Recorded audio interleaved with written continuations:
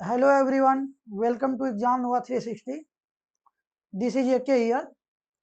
तो मैं आपको इस चैनल पे डिटेल में फिजिक्स पढ़ाने वाला हूँ। टाइम मिलेगा तो और भी सब्जेक्ट पे काम करेंगे हम। इसके साथ फिजिक्स में खासकर हायर जो क्लासेज है, सीनियर क्लासेज 11th-12th या कंपटीशन में जा रहे हैं आप, जैसे नीट हो गया, वहाँ पे कैलकुलेशन की भी प्रॉब्लम आती है, तो उस पर भी हम काम करेंगे, जिसको बोल देते हैं जूनियर क्लासेज को वैदिक मैथ सिखाना। तो हम कैसे उसका एप्लीकेशन करेंगे वो भी सीखेंगे, लेकिन हमारा मेन टारगेट होने वाला है फिजिक्स, जेई, नीट। इसके साथ साथ अलग प्लेलिस्ट भी बनाऊंगा जिसमें मैं बोर्ड के भी फिजिक्स को पढ़ाऊंगा मैं। लेकिन जो मैं यहाँ पढ़ाने वाला हूँ अभी फिजिक्स में, वो हमारा होगा basic math.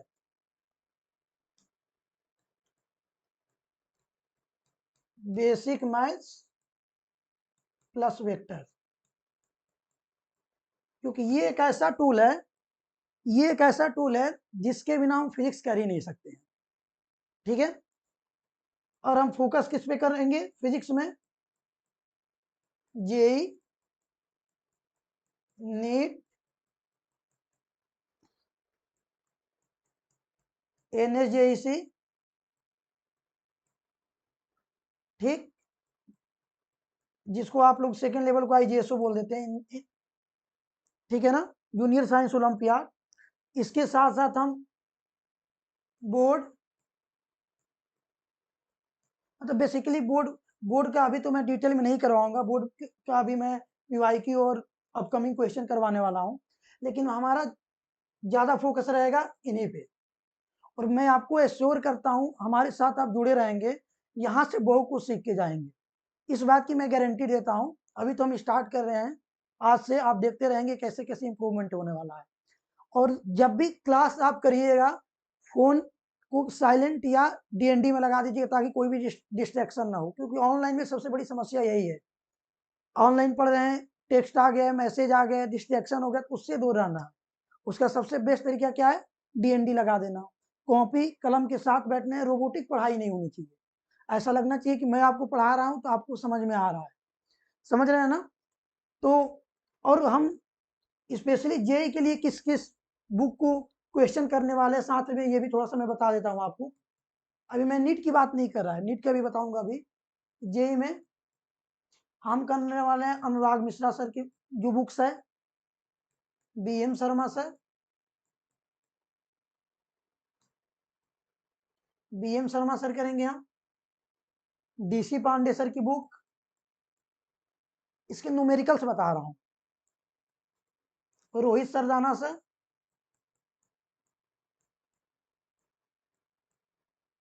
SC Verma sir, इरोडो, path finder. इसके सिलेक्टिव प्रॉब्लम्स मैं करवाऊंगा, खुद मैं करवाऊंगा। इसके अलावा जेई क्या PYQ, ये भी मैं धीरे धीरे करवाऊंगा। इन सब में टाइम लगेगा। आपको ये लग रहा है कि तुरंत सर 1-2 महीने में करवा देंगे, तो नहीं, ये थोड़ा लॉन्ग प्रोसेस है, बस मेरे साथ जुड़े रहिएगा। अभी मैं थोड़ा सा आपको इंट्रोडक्शन दे रहा हूँ। जो जूनियर क्लास में 9th-10th में,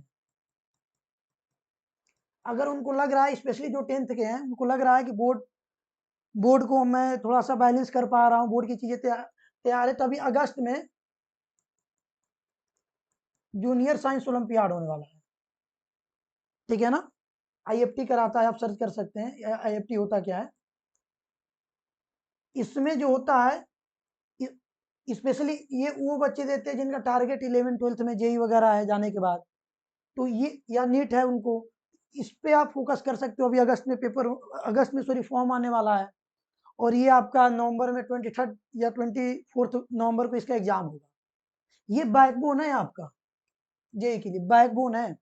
दूसरी चीज, हर क्लास के बाद मैं किसी बुक को थोड़ा सा रिफर करूंगा कि इसके ये पेज पढ़ लीजिएगा, ये बहुत जरूरी है। बुक पढ़ना मैंडेटरी है। बुक से आपके थॉट प्रोसेस इंक्रीज होते हैं, मतलब डेवलप होते हैं थॉट प्रोसेस, इस पे ध्यान देना है आपको।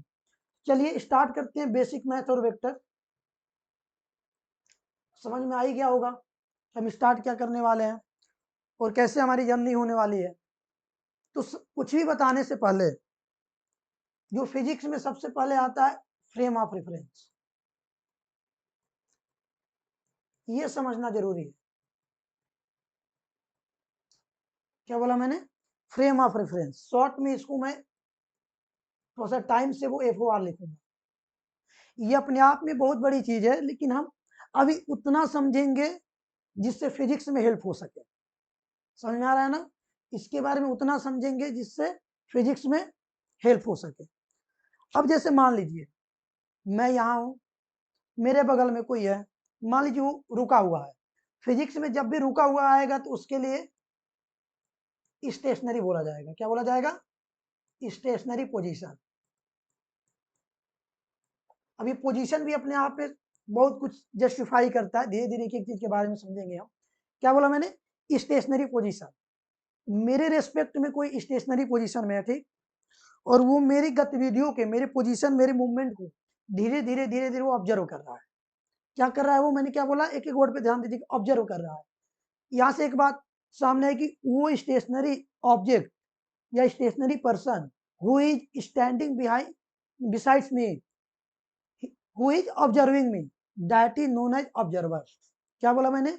अगर कोई बंदा मेरे बगल में खड़ा है, रुका हुआ है, मोशन कर रहा है, नहीं फर्क नहीं पड़ता, अभी धीरे धीरे समझेंगे कब कैसे यूज होगा, लेकिन अभी मैं मान के क्या चल रहा हूँ कि वो रुका हुआ है और वो मेरे मूवमेंट को ऑब्जर्व कर रहा है, तो वो एक अपनी पोजीशन को फिक्स कर लिया ना, उसी पोजीशन को बोला गया ऑब्जर्वर पोजीशन। क्या बोला गया? Observer position. ऑब्जर्वर पोजीशन क्या होगा? जहां से वो ऑब्जर्व कर रहा है, इसी ऑब्जर्वर पोजीशन को बोल दिया गया फ्रेम ऑफ रेफरेंस।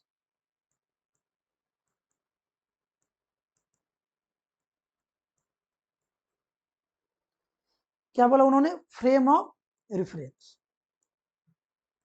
यानी कि यहां से एक बात तो समझ में आ गई, फ्रेम ऑफ रेफरेंस उस पोजीशन को या उस पॉइंट को बोलेंगे जहां से कोई ऑब्जर्वर जिसको ऑब्जर्व कर रहा है उसकी गतिविधियों को देख रहा है, वो क्या मोशन में कैसे है, एक्सलेटेड है, यूनिफॉर्म है, नॉन यूनिफॉर्म है। इन सारे टर्म के बारे में अगर 11th-12th में होंगे, हो सकता है कि आप पहले से इसके बारे में आपको जानकारी होगी। मैंने फ्रेम ऑफ रेफरेंस क्या बताया? मैंने बोला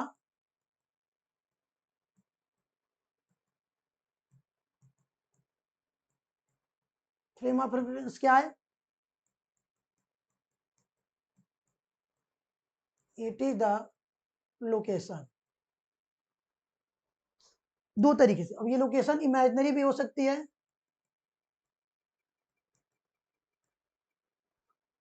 और ये रियल भी हो सकती है। इमेजिनरी कहाँ और रियल कहाँ? रियल ये कि वो मुझे देख रहा है एक एक्चुअल जगह से। इमेजिनरी जो लोकेशन होगा इसको हम कैलकुलेशन में यूज करेंगे। जैसे एक प्लेन लेंगे, जैसे ये मान लीजिए कि प्लेन है, यहाँ मान लिया कि यहाँ पर ऑब्जर्वर है, हमने माना ना, इसलिए इसको क्या बोल दिया मैंने? इमेजिनरी बोल दिया। फ्रेम ऑफ रेफरेंस क्या है? It is the location from where, from where, it is the location from where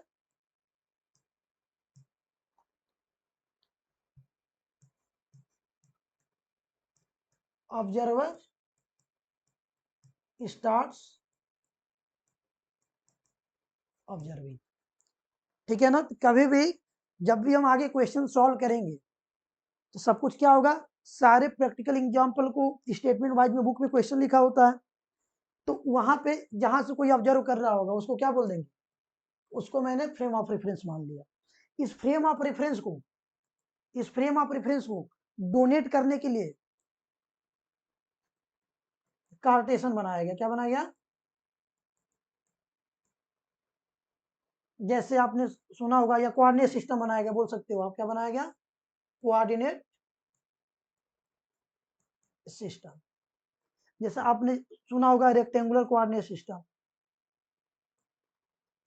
rectangular coordinate system. Rectangular coordinate system right hand coordinate system भी होता है और लेफ्ट हैंड कोऑर्डिनेट सिस्टम भी। अभी समझेंगे होता क्या है। बस ऐसा माना ये रेक्टेंगुलर कोऑर्डिनेट सिस्टम है, इसमें हम डील करते हैं, जैसे ये है, इसको अगर मान लो मैं एक्स एक्सिस, इसको मान लो वाई एक्सिस और इसको क्या मान लो जेड एक्सिस, ठीक है ना। तो दो प्लेन मिलके, दो प्लेन मतलब जैसे अगर मैं बात करूं, जैसे मैं बात करूं अगर 2D बनाऊं,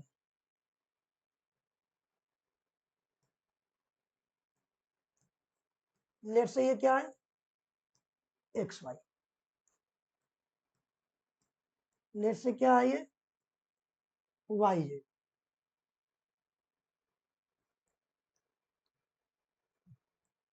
चलिए ये क्या है, जैसे ये वाई जेड है, ठीक।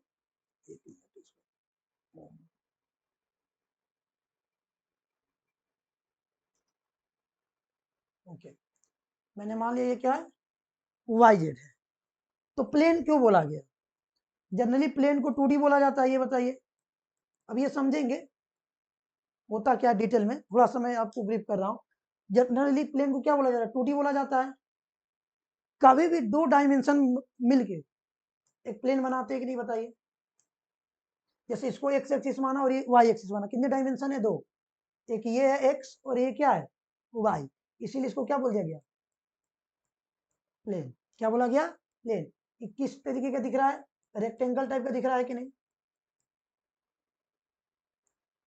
रेक्टेंगल दिख रहा है कि नहीं ये बताइए। जैसे अगर मैं, अगर मैं मान लीजिए,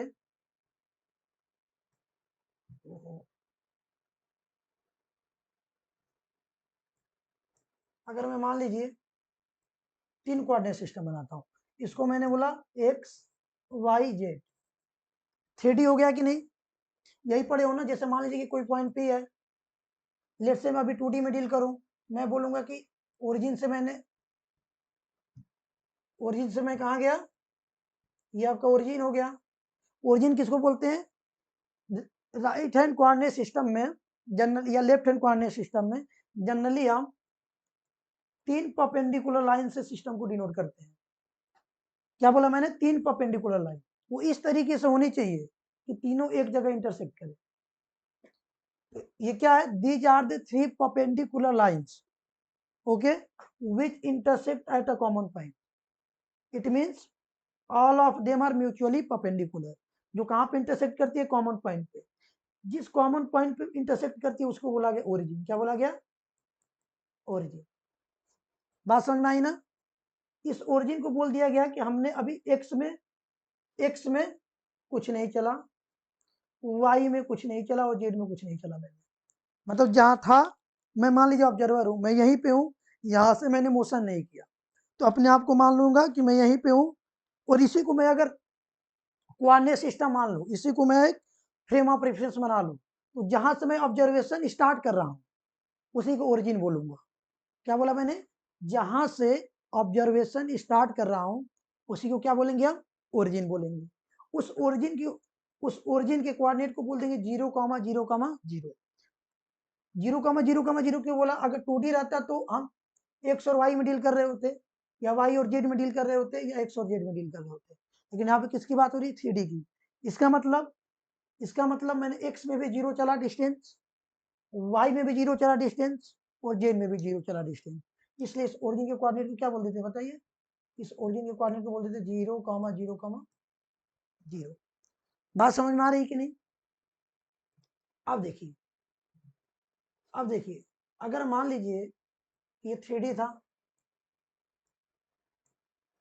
ठीक है। अब देखिए अगर मैं यहां से ये बनाता हूं, ठीक।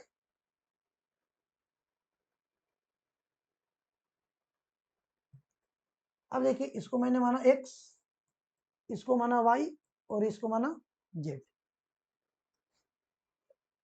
अब देखिए ये एक्स है और ये वाई है। अगर एक्स वाई रीजन में, एक्स वाई रीजन में जो प्लेन बनेगा उसको बोलेंगे एक्स वाई प्लेन। क्या बोला मैंने, एक्स वाई प्लेन में जो रीजन बनेगा उसको क्या बोलूंगा मैं एक्स वाई प्लेन। वैसे ही बताइए, ये ये वाई एक्सिस है कि नहीं, ये वाई एक्सिस है ना, और ये क्या आपका जेड एक्सिस है कि नहीं। तो वाई और जेड एक्सिस से जो रीजन बाउंड हुआ इसको बोल दिया मैंने वाई जेड प्लेन।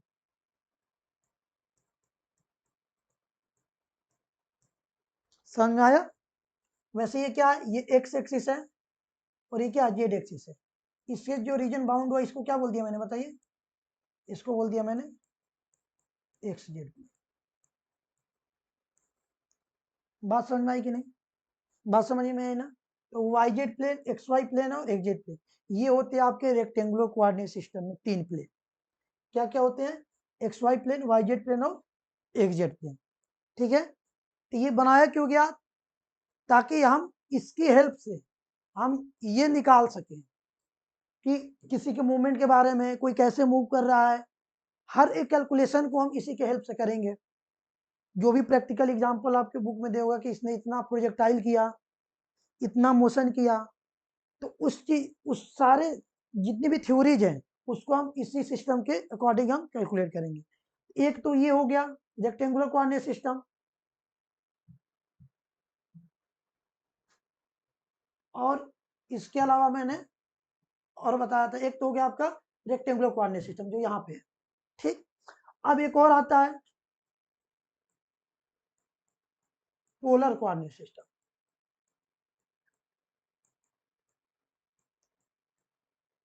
यही पढ़ेंगे हम। इसमें ये देखेंगे, सिंपल सी बात है, मान लीजिए कि हमने चला आर, सॉरी यहाँ पे चला एक्स और यहाँ पे चला वाई। ये किसी पी पॉइंट, कोई पी पॉइंट है जिसका क्या हो गया कोऑर्डिनेट, बताइए एक्स वाई, 2D में डील कर रहा हूँ। ठीक, तो कोऑर्डिनेट सिस्टम में हम देखेंगे कि दो दो तरीके थे। मेरे पढ़ाने में दो कैरेक्टर है, एक चंगू है एक मंगू है। इसको मैंने बोल दिया चंगू और इसको बोलूंगा मंगू। ठीक, दोनों दोस्त हैं। इन दोनों की हेल्प से हम बहुत सारी चीजें करने वाले हैं। ठीक है, मैंने बोला कि चंगू ने कहा कि नहीं, पहले मैं एक्स में चलूंगा और फिर मैं कहाँ चलूंगा, वाई में चलूंगा। तो जिस पाथ के अकॉर्डिंग चला उस पाथ के अकॉर्डिंग इसका कोऑर्डिनेट लिख दिया गया, पहले एक्स में चला फिर वाई में चला। दूसरे ने कहा कि नहीं, एक काम करता हूँ, मैं सीधे डिस्टेंस कुछ कोई आर चल लेता हूँ किसी एंगल थीटा जो कि हॉरिजॉन्टल से है। क्या बोला उसने? मैं आर डिस्टेंस चलता हूँ किसी एंगल थीटा पे, तो इसने इसके अकॉर्डिंग कोऑर्डिनेट क्या हुआ, इसने आर डिस्टेंस चला हॉरिजॉन्टल से एंगल थीटा बना, इस आर कॉमा थीटा को बोलेंगे पोलर कोऑर्डिनेट। और इसकी हेल्प से बहुत सारे रोटेशन के क्वेश्चन, सर्कुलर मोशन के क्वेश्चन बहुत करने वाले हैं। समझ में आया कि नहीं? दो कोऑर्डिनेट सिस्टम पढ़ा हमने, कौन कौन सा? एक रेक्टेंगुलर कोऑर्डिनेट सिस्टम, एक पढ़ा हमने पोलर कोऑर्डिनेट सिस्टम। ठीक है, अब उसके बाद आता है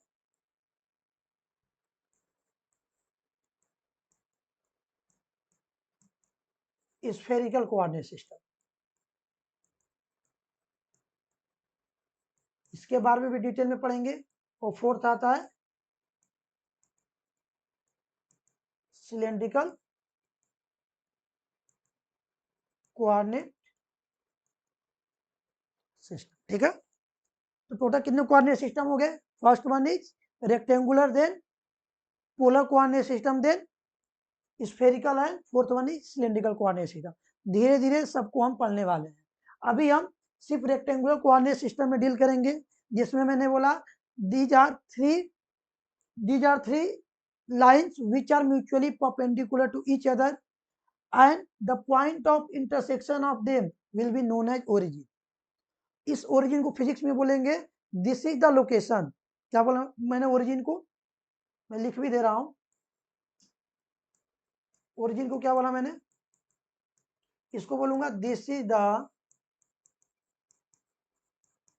location from where, this is the location from where observer starts his observation। समझ में आया कि नहीं? This is the location from where observer starts observation. ठीक, कि किसी पार्टिकल का मूवमेंट कैसा हो रहा है, प्रोजेक्टाइल तो कितनी हाइट पे गया, कैसे गया। एक आई हमारी ओरिजिन की बात। ये सारे प्री रिक्विजिट्स बता रहा हूं जो कि आगे काम आने वाले हैं। ठीक, अब सेकेंड आते हैं हम,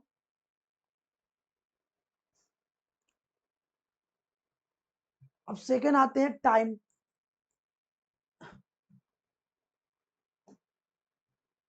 सेकेंड किसके बारे में आते हैं? टाइम। ठीक, अब देखिए हम जब भी टाइम की बात करेंगे, टाइम लिख देता हूं या टाइम इंटरवल लिख देता हूं।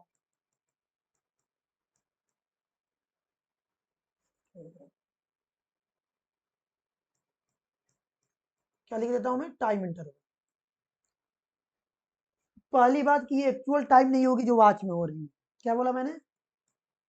This is not actual time which is shown in our watch। Physics की बात कर रहे हैं, ठीक है, फिलोसफी की नहीं। ओके, तो क्या बोला मैंने? This is not actual time which is shown in our watch. ठीक, तो ये टाइम है क्या? कोई भी टाइम हो रहा हो, आपके वॉच में कोई भी टाइम हो रहा हो, लेकिन हम टाइम लेंगे t इक्वल टू 0 हमेशा। कब? कब? कब लेंगे हम? When observer start observing. बात समझ में आए कि नहीं? टाइम t इक्वल टू 0 कहां पे लेंगे? जैसे मान लीजिए अभी मैं मेरे वॉच में कुछ टाइम हो रहा है, ठीक, लेट्स से एग्जांपल ले लेते हैं 10:30 PM। क्या कैलकुलेशन करते समय इस टाइम को लेंगे? नहीं, जहां से ऑब्जर्वेशन स्टार्ट किया इसको मान लेंगे t इक्वल टू 0। 10:30 को क्या मान लेंगे बताइए? t equal to 0। मान लीजिए 10:30 पे किसी ने ऑब्जर्वेशन स्टार्ट किया कि चलिए यहाँ से मेरे कोई फ्रेंड है, यहाँ से गए 10:30 पे, घर से गए कार से, ठीक, अब उन्होंने 1.5 आवर लगाया, लेट से 12:30। चलिए मैंने बोला कि 12:30 वो अपने डेस्टिनेशन पे पहुंच गए, डेस्टिनेशन पे पहुंच गए मेरे फ्रेंड। मैंने क्या ऑब्जर्व किया? 10:30 पे यहाँ से स्टार्ट किया उन्होंने अपना जर्नी और 12:30 पे अपने डेस्टिनेशन पे पहुंच गए। क्या टाइम 10:30 12:30 लेंगे? नहीं, मैंने माना कि t इक्वल टू 0 10:30 को, मतलब क्या, जहां से ऑब्जर्वर ने ऑब्जर्वेशन क्या किया? स्टार्ट किया। और 12:30 को लेंगे t final when observer ends his observation. मैंने अब ऑब्जर्वेशन बंद कर दिया। मेरा बस ये टेंशन था कि मेरे फ्रेंड कुशल से पहुंचे कि नहीं घर पे। कितने घंटा लिया उन्होंने? 2 घंटे। कितने आवर्स लिए उन्होंने? 2 hours. That will be known as time interval. What is time interval? This is the time taken by observer to observe any observation. Okay, क्या बताया मैंने? टाइम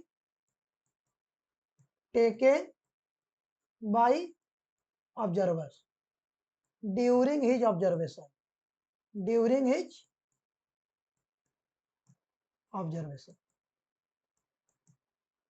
समझ में आया कि नहीं? क्या लेंगे बताइए? टाइम इंटरवल कितना लेंगे बताइए? 2 आवर्स। कितना लेंगे बताइए? 2 आवर्स। क्या हमने 10:30 12:30 लिया? नहीं। तो फिजिक्स में टाइम t इक्वल टू 0 जब ऑब्जर्वेशन स्टार्ट हो, और from where to the time till then the observer starts observing. Okay, जहां से जहां तक उसने ऑब्जर्वेशन स्टार्ट किया और जहां पे पहुंचा, उन दोनों के बीच के टाइम डिफरेंस को बोलेंगे टाइम इंटरवल। तो ये हमारे लिए फिजिक्स में है, एक्चुअल टाइम नहीं लेंगे। ओके, 2-3 बातें समझ में आ गई ना? ये हमारा अभी ब्रीफिंग था। अब हम स्टार्ट करते हैं एक्चुअली बेसिक में, इसकी बार बार जरूरत पड़ने वाली है हमें। चलिए देखिए, हो सकता है आप थोड़ा सा कहेंगे सर क्या बता रहे हैं, लेकिन कुछ मैं चीजें बताता हूँ अगर आपको कैलकुलेशन फास्ट करनी है तो। 1 to 30 तक ना टेबल याद रख लीजिए, इसमें कोई शर्म की बात नहीं है, टेबल याद होनी चाहिए, कैलकुलेशन फास्ट करना है। फर्स्ट 1 to 50 तक स्क्वायर, ऐसा नहीं है कोई बड़ी चीज है, मैं तरीका बताऊंगी कि कैसे लिखना भी है, लेकिन डायरेक्ट याद होनी चाहिए टेबल और स्क्वायर। और 1 to 30 तक क्यों? किसके लिए? कैलकुलेशन के लिए। बिलीव करिए बहुत स्ट्रॉन्ग कैलकुलेशन हो जाएगी आपकी। आगे तो मैं बताऊंगा, क्योंकि हो सकता है कंसेप्ट सीख जाए, हो सकता है आप प्रो हो जाए कंसेप्ट में, कहीं भी कोई खड़ा करा दे आपको हर चीज एक्सप्लेन करें, लेकिन अगर आपको कैलकुलेशन आ ही नहीं रही है, आपकी स्पीड ही स्लो है, तो आप कंपटीशन को आप क्रैक ही नहीं कर सकते हैं। समझ में आ रहा है ना? धीरे धीरे इस पे काम करेंगे हम। चलिए थोड़ा सा हम स्टार्ट करते हैं यहाँ से अब बेसिक मैथ और वेक्टर।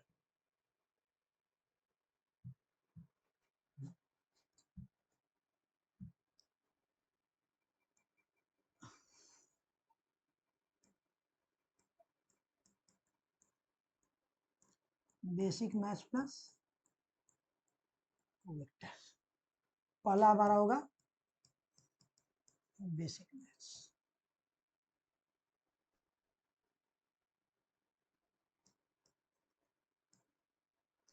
ठीक है ना? तो इसमें ये क्यों पढ़ रहे हैं सर? इसके बिना फिजिक्स की समझ अधूरी है, सिर्फ बुक पढ़ के चीजें नहीं हो पाएंगी। तो बेसिक मैथ्स बहुत ज्यादा इंपॉर्टेंट है आपके फिजिक्स को समझ को बढ़ाने के लिए, न्यूमेरिकल सॉल्व करने के लिए। ठीक है ना? तो बहुत डिटेल में ये करेंगे, टाइम लगेगा, पेशेंस रखिएगा, धीरे धीरे एक एक चीज सीखेंगे। एक बार हम इसमें प्रो हो गए, फिजिक्स बिल्कुल इजी लगेगी आपको, बहुत इंटरेस्टिंग लगेगी। चलिए सबसे पहले स्टार्ट करते हैं, आपने 9th 10th में पढ़ा होगा पॉलिनोमियल। पॉलिनोमियल्स, ठीक है ना? क्या पढ़ा होगा आपने? पॉलिनोमियल्स पढ़ा होगा, जिसको आप लिखते थे पी ऑफ एक्स। इसका मतलब क्या होता था? पॉलिनोमियल ऑफ एक्स, यही होता था ना? ये एक्स बताता क्या था, बता सकते हैं? ये एक्स बताता क्या था? ये बताता था कि मैं पॉलिनोमियल हूं इस वेरिएबल का। समझ में आया क्या बोला इसने? मैं पॉलिनोमियल हूं इस वेरिएबल का। तो यहां से बात है कि सर फिर ये वेरिएबल क्या होता है? ये वेरिएबल क्या होता है? इस वेरिएबल को दो तरीके से डिफाइन करते हैं। जैसे मान लीजिए कुछ एक एग्जांपल लेता हूं मैं पॉलिनोमियल का, आपने इसके बारे में सुना भी होगा, 5x² + 2x + 3, let's say this is the polynomial. Okay, अगर ये बताइए, अगर मैं अगर मैं इधर रखता हूं p ऑफ x और इधर रखता हूं x, तो आप ये बताइए जैसे जैसे आप x की वैल्यू रखते जाएंगे अपने मन से, क्या बोला? अपने मन से, जैसे जैसे आप x की वैल्यू रखते जाएंगे वैसे वैसे p ऑफ x चेंज होगा कि नहीं? समझ में आया कि नहीं? तो क्या बोला मैंने? जैसे जैसे आप x की वैल्यू रखते जा रहे हैं, मतलब x को भी चेंज कर रहे हैं आप, अपने मन से रखते जा रहे हैं, पुट करते जा रहे हैं, मतलब क्या x की अलग अलग वैल्यू ट्राई कर रहे हैं कि नहीं? जैसे जैसे x की वैल्यू ट्राई कर रहे हैं वैसे वैसे px की वैल्यू भी चेंज हो रही है। तो px भी एक तरीके का वेरिएबल ही है। बात समझ में आई कि नहीं? समझ में आया? मैंने समझ में आया? क्या बोला मैंने बोला कि जैसे जैसे आप x की वैल्यू रखते जा रहे हैं वैसे वैसे p ऑफ x की वैल्यू चेंज होती जा रही है। यानी कि वेरिएबल, तो एक बात समझ में आई कि वेरिएबल क्या है बताओ? वेरिएबल मतलब जिसकी वैल्यू चेंज होती जा रही है। ठीक है, अब ये बताइए अपने मन से किसको रखा? अपने मन से किसको रखा? x को। डिपेंड कौन कर गया x पे? p of x। जिसको अपने मन से रखा हमने उसी को बोला गया इंडिपेंडेंट। क्या बोला गया? Independent variable. अपने मन से रख रहे हो ना, 0 1 2 3 4, और इस पे डिपेंड कौन किया? p of x। तो जो डिपेंड किया उसी को क्या बोला गया बताइए? Dependent variable. बात समझ में आई कि नहीं? जिसको अपने मन से रखा वो क्या हो गया? Independent variable. और जो वेरिएबल इस वैल्यू पे चेंज होती जा रही है इस रिलेशन में, उसको बोला गया क्या? Dependent variable. बात समझ में आई कि नहीं? तो फिजिक्स में हम देखेंगे कि जनरली जो इंडिपेंडेंट वेरिएबल होगा ना, आई भी लिख दे रहा हूं, इंडिपेंडेंट वेरिएबल जनरली इसको हॉरिजॉन्टल एक्सिस पे दिखाएंगे। किस पे दिखाएंगे बताइए? हॉरिजॉन्टल एक्सिस पे। और जो डिपेंडेंट वेरिएबल होगा उसको किस पे दिखाएंगे? वर्टिकल एक्सिस पे। आइए हम समझेंगे क्यों दिखा रहे हैं। ठीक है, मैंने क्या बोला? मैंने बोला कि जो इंडिपेंडेंट वेरिएबल होगा उसको हॉरिजॉन्टल एक्सिस पे दिखाऊंगा मैं, ओके, और जो डिपेंडेंट वेरिएबल होगा उसको वर्टिकल एक्सिस पे दिखाऊंगा। यहाँ तो कोई प्रॉब्लम? अब थोड़ा सा और आगे चलते हैं। तो मैं था यहाँ पॉलिनोमियल पे। अब एक बात बताइए, मैंने जो यहाँ पे एग्जांपल लिखा है 5x square plus 2x plus 3, यही लिखा है ना? ये तो पॉलिनोमियल क्या कहता है?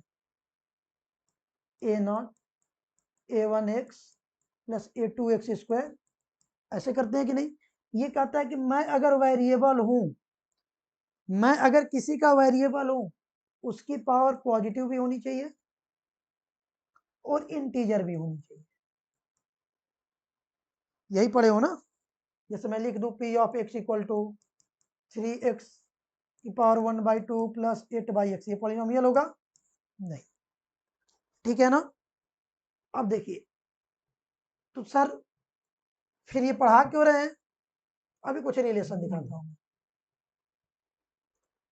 हम पढ़ने वाले हैं फंक्शन के बारे में।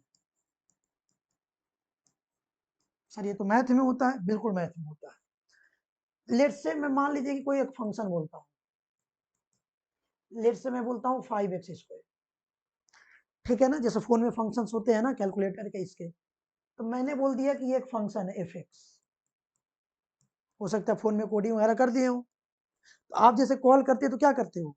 फोन लिया हमने, डायल किया 9563, आपने इनपुट डाला, आपने क्या किया? इनपुट डाला। ये हो गया आपका input, IP. IP means input, okay. जैसे आपने प्रेस किया, फोन में कुछ आपका सॉफ्टवेयर है, उसने फंक्शन करके इधर क्या दे दिया? आउटपुट। क्या दे दिया? आउटपुट। तो फंक्शन इस पे डिपेंड नहीं करता पॉलिनोमियल की तरफ कि मेरी पॉलिनोमियल की तरह कि मेरी डिग्री एक्स है, मेरी डिग्री क्या है, नेगेटिव है, पॉजिटिव है, दिस दैट, कुछ डिपेंड नहीं करता। वो कहता है आप कुछ भी लिखो, इनपुट यहाँ रखोगे, आउटपुट में दे दूंगा। जैसे मान लीजिए इसी फंक्शन की बात कर रहा हूँ, अगर मैं बोलूँ इस फंक्शन में कि मैंने एक्स की वैल्यू 0 दिया, फंक्शन तुरंत क्या है, जैसे आपने डायल किया ना, तो वैसे एक्स की वैल्यू 0 दिया, तो ये क्या दे देगा? अंदर 5 × 0 प्रोसेस करेगा और यहाँ पर दे देगा आपका 0। क्या दे देगा? क्या दे देगा आपका, बताइए? 0। एक्स की वैल्यू 1 किया, अंदर ये सॉफ्टवेयर फंक्शन करेगा, क्या दे देगा बताइए? 5 × 1 स्क्वायर मतलब 5। एक्स की वैल्यू 2 किया, फंक्शन क्या दे देगा बताइए? फंक्शन क्या दे देगा? फंक्शन दे देगा आपका 5 × 2 स्क्वायर, इट मीन 20। बात समझ में आई कि नहीं? क्या फंक्शन डिपेंड किया? बस अब वैल्यू देते जाओ। जैसे मान लो कि मैंने एक फंक्शन और ले लिया, if x equal to 2/x, ठीक। अब देखिए, ये इनपुट रखा और इधर क्या आ गया बताइए? आउटपुट आ गया। लेट से मैं x की जगह 1 रखता हूँ, फंक्शन क्या कहेगा बताओ? 2/1 इक्वल टू 2। मैं समझ रहा हूँ आप क्या सोच रहे हैं, सोचेंगे सर 0 क्यों नहीं रखे। चलिए बताता हूँ मैं। x की जगह मैंने अगर 2 रखा तो ये फंक्शन क्या देगा? ये फंक्शन 2/2 इक्वल टू 1, यही देगा ना? लेकिन जैसे ही x की वैल्यू 0 रखा मैंने, x की वैल्यू 0 रखा, तो 2/0 मीन्स अनडिफाइंड। सर इसकी भी एक लिमिटेशन होगी, बिल्कुल। फंक्शन हर जगह डिफाइन हो सकता है, पॉलिनोमियल की कुछ स्पेशल केस है, लेकिन फंक्शन का सिर्फ एक स्पेशल केस। ये कहता है कि मैं हर जगह डिफाइन हूँ। जैसे मान लीजिए कि मैंने लिखा F X numerator by denominator F X by G X, ये कहता है कि मैं हर जगह डिफाइंड होऊंगा, everywhere except G X equal to 0। कहेगा कि जैसे ही 0 आएगा तो मैं तो डिफाइन होऊंगा ही नहीं। बात समझ में आई कि नहीं? तो ये डिफरेंस दोनों में है। सर इसका यूज कैसे करने वाले हैं ये भी समझाऊंगा मैं। बस ये समझो, अभी अभी क्या बताया मैंने? फंक्शन हर जगह डिफाइन होगा, एक जगह छोड़ के जी एक्स इक्वल टू 0। ओके, समझ में आया कि नहीं? जैसे मान लीजिए कि मुझे एक ग्राफ बनाना है, ठीक। ग्राफ ऐसे है कि कोई बोले अगर मुझसे, बताऊंगा क्यों ग्राफ बनाते हैं, अभी समझा रहा हूं। मैं अगर कहूं कोई एफ ऑफ एक्स है, इसको क्या बोलोगे? पॉलिनोमियल ऑफ एक्स बोलोगे? नहीं, एफ का मतलब हुआ हमारा क्या? फंक्शन। क्या हुआ डियर? फंक्शन ऑफ एक्स, यानी कि जिसका फंक्शन है उसी को क्या बोल दिया मैंने, इंडिपेंडेंट वेरिएबल। क्या बोल दिया, इंडिपेंडेंट वेरिएबल। और डिपेंड कौन कर गया, एफ ऑफ एक्स, इसी को क्या बोल देंगे हम बताओ, डिपेंडेंट वेरिएबल। बात समझ में आई, इसको बोल दिया इंडिपेंडेंट वेरिएबल, इसको बोल दिया डिपेंडेंट वेरिएबल। ठीक, अब बताओ अगर मैं कहूं कि इन दोनों में प्लॉट किसको कहां पे करोगे, तो अभी कुछ देर पहले मैंने यहां पे बताया था कि जो डिपेंडेंट वेरिएबल होगा, जो डिपेंडेंट वेरिएबल होगा ये होगा आपका हॉरिजॉन्टल एक्सिस पे,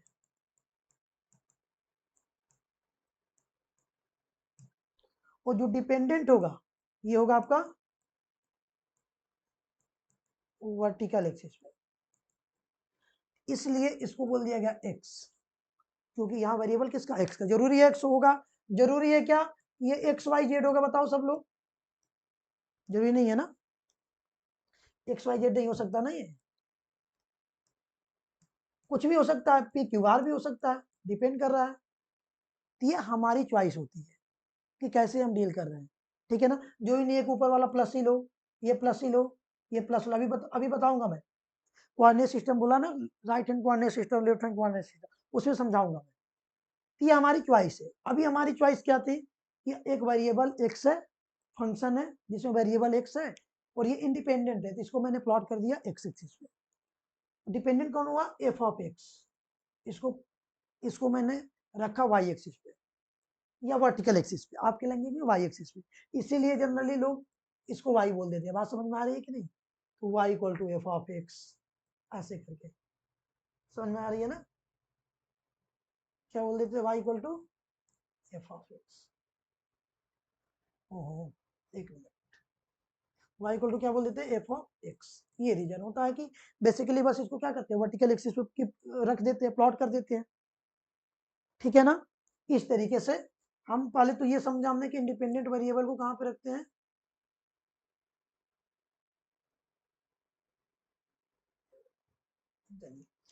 क्या बोला मैंने, इंडिपेंडेंट वेरिएबल को जनरली क्या बताया मैंने, बताइए,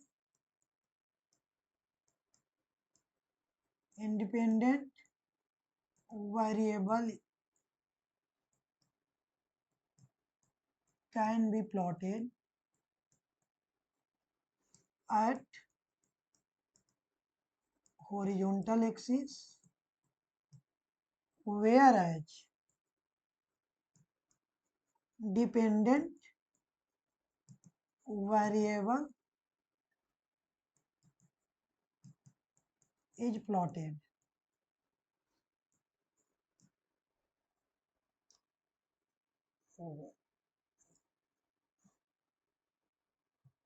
ये सही रहेगा, ऑन कर देते हैं ना, on horizontal axis a dependent variable is plotted on vertical axis। और जनरली वर्टिकल एक्सिस को क्या मानते हैं, वाई एक्सिस। जरूरी थोड़ी ना है, जरूरी नहीं है ना, लेकिन हम मान के चलते हैं, इसलिए क्या बोल देते हैं, Y equal to F of X. समझ में आया बच्चा लोग, यहाँ तक समझ में आया कि नहीं। अब ध्यान से देखना, अब कुछ चीजें और आगे समझते हैं। जैसे आपने एक लाइन पढ़ी होगी, y equal to 2x plus 4। क्या पढ़ा हमने, y equal to 2x plus 4। ये बेसिकली y क्या है, x पे डिपेंड कर रहा है कि नहीं, इसलिए बोल दिया y equal to function of x, F X. बात समझ में आई कि नहीं। जैसे जैसे x रखते जाओगे वैसे वैसे क्या होता जाएगा, y चेंज होता जाएगा, एफ ऑफ एक्स चेंज होता जाएगा। समझ में आया कि नहीं, समझ में आया ना। चलिए अब ध्यान से देखना, अब ध्यान से देखना, तो मुझे अगर मान लीजिए कि प्लॉट करना है y equal to 2x plus 4, देखना प्लॉट कैसे करेंगे, इसको मान लिया x और इसको मान लिया y, ठीक। ध्यान से देखना, कुछ तरीके बता रहा हूं, धीरे धीरे बहुत कुछ समझेंगे, अभी निंजा टेक्निक बता रहा हूं, ठीक। इधर मानेंगे y, सॉरी इधर रखेंगे इंडिपेंडेंट वेरिएबल, इधर रखेंगे डिपेंडेंट वेरिएबल y, ठीक है ना। अब ये बताओ, आपने पढ़ा होगा अगर किसी एक्सप्रेशन की डिग्री 1 है, क्या है, किसी पॉलिनोमियल की डिग्री 1 है तो क्या बनना चाहिए, स्ट्रेट लाइन बनना चाहिए कि नहीं, बनना चाहिए ना। जैसे मैं लिख देता हूँ, जैसे मैंने लिखा यहाँ पे साइड में लिख देता हूँ, अगर y equal to ax plus B है, मैक्सिमम डिग्री इसकी कितनी है 1। जब भी मैक्सिमम डिग्री 1 है तो वो लीनियर रिलेशन देता है या लीनियर ग्राफ देता है। बात समझ में आई कि नहीं? समझ में आया ना? अगर y equal to x square plus B x plus c है, ये कैसा ग्राफ देता है? क्वाड्रेटिक। कैसा ग्राफ देता है बताओ? क्वाड्रेटिक, जिसको पैराबोलिक बोलते हैं। ये भी समझेंगे अभी, पैराबोलिक या क्वाड्रेटिक रिलेशन बोलते हैं। y equal to X cube plus B X square plus C X plus D होता है तो इसको क्यूबिक रिलेशन बोलते हैं, क्यूबिक ग्राफ बनेगा। वैसे ही y equal to x power 4 plus B x cube plus C x square plus d x plus e होगा तो ये क्या बन जाएगा? By quadratic.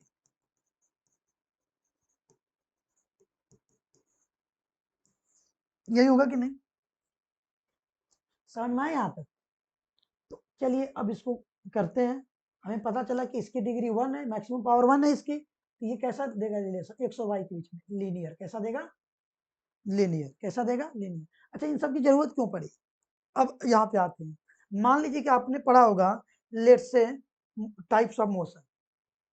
क्या पढ़ा होगा आपने? यहाँ पे बताता हूँ मैं।